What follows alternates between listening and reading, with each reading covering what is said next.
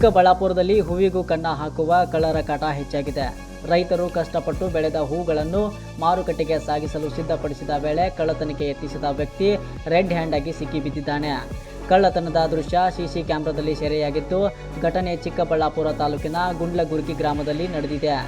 ಹೌದು, ಚಿಕ್ಕಬಳ್ಳಾಪುರ ತಾಲೂಕಿನ ಗುಂಡ್ಲಗುರ್ಗಿ ಗ್ರಾಮದಲ್ಲಿ ಹೂವಿನ ಕಳ್ಳತನ ಮಾಡುತ್ತಿದ್ದ ಆರೋಪಿಯನ್ನು ರೈತರು ಹಿಡಿದು ಪೊಲೀಸರಿಗೆ ಒಪ್ಪಿಸಿದ್ದಾರೆ.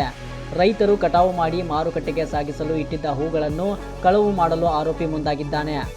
ಈ ವೇಳೆ ಹೊಂಚು ಹಾಕಿದ ರೈತರು ಕಳ್ಳತನ ಮಾಡಿ ಪರಾರಿಯಾಗಲು ಯತ್ನಿಸಿದ ವ್ಯಕ್ತಿಯನ್ನು ರೆಡ್ ಹ್ಯಾಂಡ್ ಆಗಿ ಹಿಡಿದಿದ್ದಾರೆ.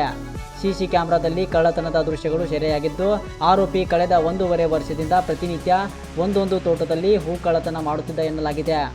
ಕಳ್ಳ ಸಿಕ್ಕಿಬಿದ್ದ ಬಳಿಕ ಆಕ್ರೋಶಗೊಂಡ ಗ್ರಾಮಸ್ಥರು ಆತನನ್ನು ಕಂಬಕ್ಕೆ ಕಟ್ಟಿ ಹಾಕಿ ಹಲ್ಲೆ ನಡೆಸಿದ್ದಾರೆ.